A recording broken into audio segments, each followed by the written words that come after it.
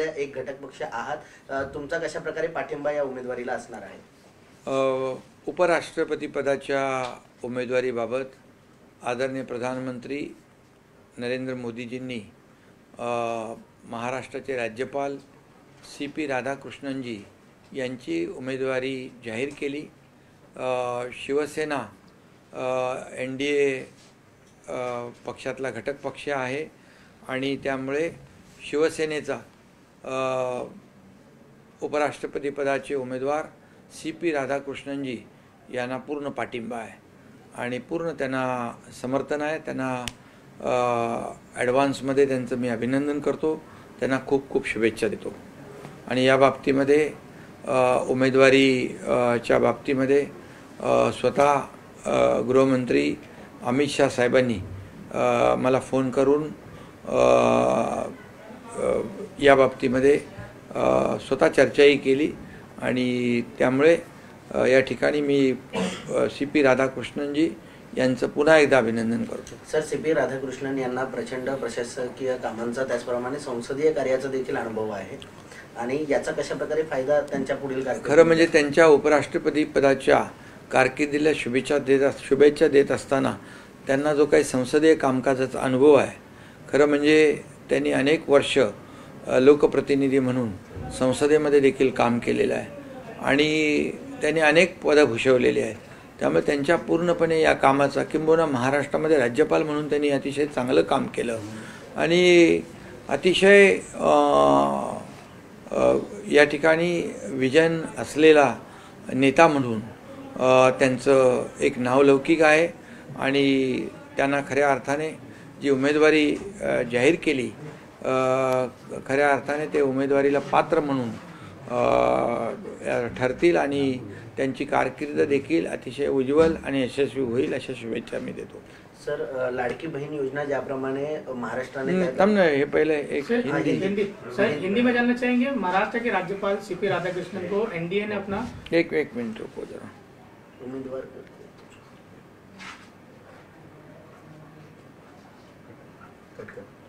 Cut करा।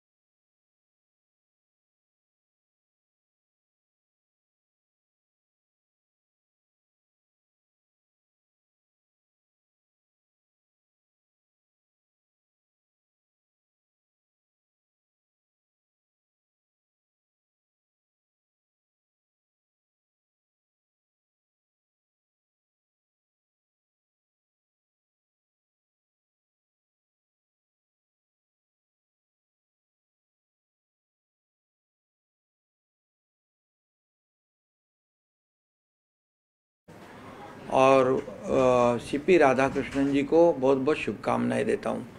NDA का घटक पक्ष होने के नाते शिवसेना उपराष्ट्रपति पद के उम्मीदवार CP राधाकृष्णन जी को शिवसेना का पूरा समर्थन है और पूरा उनको सहयोग है।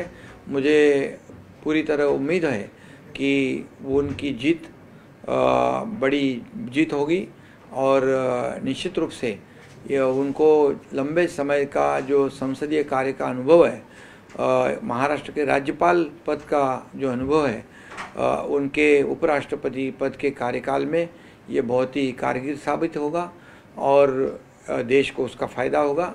और इसलिए हम शिवसेना उनके साथ है और इसीलिए मैं फिर एक बार आदरणीय प्रधानमंत्री नरेंद्र मोदी जी को धन्यवाद देता हूँ कि एक अच्छा कैंडिडेट, एक देश के लिए काम करने वाला सच्चा इंसान उपराष्ट्रपति पद के लिए चुना गया है। इसलिए मैं उनका तहे दिल से अभिनंदन करता हूँ। इस बारे में खुद स्वयं गृह मंत्री अमित शाह साहब ने भी मेरे से बात की इसलिए मैं उनको भी धन्यवाद देता हूँ। सर, जिस तरीके से राधाकृष्णन जी का जो अनुभव है संसद का, और खास करके आप जो मुख्यमंत्री था उस दौरान उन्होंने जो कार्य किया था, आप भी ने उनके साथ में काम करते, किस तरीके का उनके साथ में आपका बॉन्डिंग था और किस तरीके से उनके कार्यकाल को देखते हो पूरा? बहुत ही हमारे लिए वो मार्गदर्शक थे, महाराष्ट्र के लिए मार्गदर्शक थे और बहुत ही अपने काम के प्रति कमिटेड रहने वाले वो नेता के रूप में उन्होंने काम किया है और उनको बहुत संसदीय काम का काफ़ी बड़ा लंबे समय का अनुभव है और इसलिए उनके उपराष्ट्रपति पद का इस देश को जरूर फायदा होगा। सर, जिस प्रकार से सीपी राधाकृष्णन जी को उम्मीदवारी दी गई है तो विपक्ष की तरफ से आरएसएस के ऊपर जो टीका है वो की जा रही है, टिप्पणी की जा रही है। क्या टिप्पणी कर रही है? कि राधाकृष्णन जी है ये आरएसएस के स्वयंसेवक थे, इनके लिए उससे जुड़े हुए थे, उनके कार्यकर्ता थे, इसलिए उनको उम्मीदवारी दी गई। अरे भाई, विपक्ष को क्या काम है दूसरा? टिका टिप्पणी करना ही वही इनका काम है। उनको क्या काम है? उनका जो सीपी राधाकृष्णन जी का काम देख रहे हो, संसदीय काम कितना सालों तक उन्होंने किया है, लंबे अरसे तक संसदीय कार्य उन्होंने किया है और उनको काफ़ी अनुभव है। उन्होंने राज्यपाल के रूप में काम किया है। क्या ये देखते नहीं क्या विपक्ष वाले? और निश्चित रूप से उपराष्ट्रपति पद, राष्ट्रपति पद हो या उपराष्ट्रपति पद हो, ये बहुत देश के लिए बहुत गरिमामय पद है। ये बहुत ही सम्मान का संवैधानिक पद है और इसके ऊपर टीका टिप्पणी करना बहुत ही दुर्भाग्यपूर्ण बात है। ये अच्छी बात नहीं है और इसलिए विपक्ष को कहाँ राजनीति करनी है वहाँ करनी चाहिए। पाकिस्तान के खिलाफ हिंदुस्तान लड़ता है तब राजनीति करते हैं, देश के प्रधानमंत्री की बदनामी बाहर देश में जाके करते हैं, हमारे फौज की बदनामी करते हैं, क्या है। और इसलिए आज मैं इतना ही कहूँगा, एक काबिल ऐसे व्यक्तिमत्व को उपराष्ट्रपति पद का उम्मीदवार घोषित किया है। इसलिए मैं आदरणीय प्रधानमंत्री जी को बहुत बहुत धन्यवाद देता हूं और सीपी राधाकृष्णन जी को भी शुभकामनाएं देता हूं कि वो देश का गौरव बढ़ाए, देश को आगे बढ़ाने में आदरणीय सहयोग करें। और ये महाराष्ट्र के लिए भी स्वाभिमान की बात है, क्योंकि महाराष्ट्र में वो राज्यपाल रह चुके हैं और इसलिए राज्यपाल के बाद इस देश के उपराष्ट्रपति बनते हैं, ये महाराष्ट्र का भी स्वाभिमान है।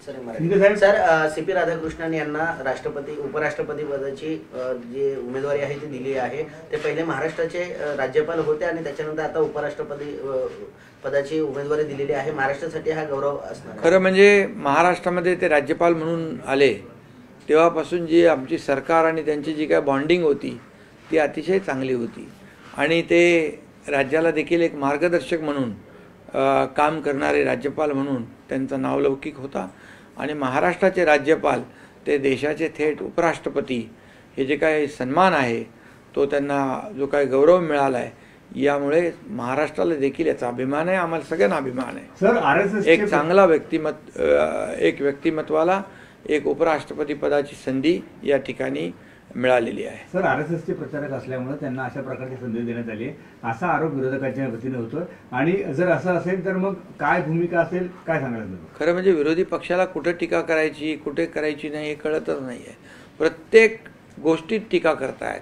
खरं म्हणजे उपराष्ट्रपती पद हे संविधानिक पद आहे आणि यापूर्वी देखील ते खासदार राहिलेले आहेत, राज्यपाल राहिलेले आहेत, अनेक पदं भूषवलेली आहेत।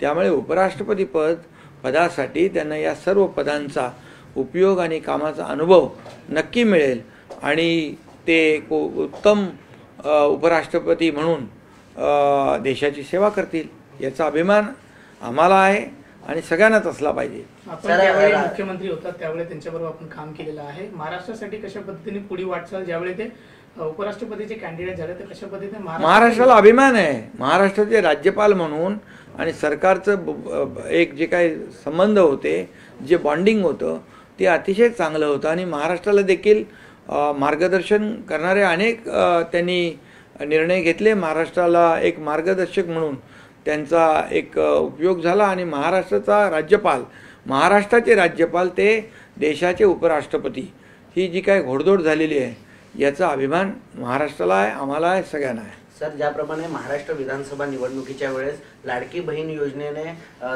संपूर्ण महायुतीकडे कल दिलेला पाहायला मिळालं, त्याच पार्श्वभूमीवर आता शिवसेनेने लाडकी सून जी शुभारंभ आहे, योजनेचा शुभारंभ केलेला आहे.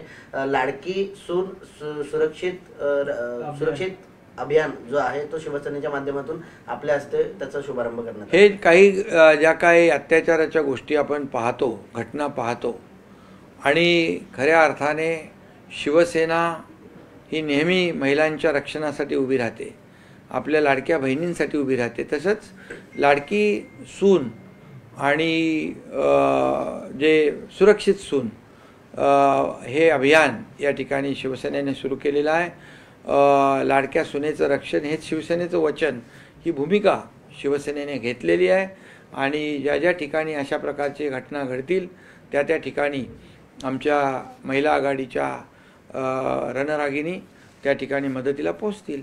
सर, ज्याप्रमाणे तुम्ही सांगितलेलं आहे की ज्या ज्या ठिकाणी आपण गेलेला आहात त्या त्या ठिकाणी आनंद दिघे यांचं नाव घेतलं गेलं, ते असते तर अशा घटना घडल्या नसत्या, त्यामुळे तुम्ही ठाण्यातून हा शुभारंभ केला. हा, ठाण्यामधून शुभारंभ करण्याचं कारण एवढंच की धर्मवीर आनंद दिघे साहेबांच्या काळात देखील ज्या ज्या ठिकाणी अशा प्रकारचे अन्याय अत्याचार होत होते त्यांना तात्काळ त्या ठिकाणी दिलासा देण्याचं काम दिघे साहेब करायचे, त्यांना न्याय मिळवून द्यायचं काम करायचे.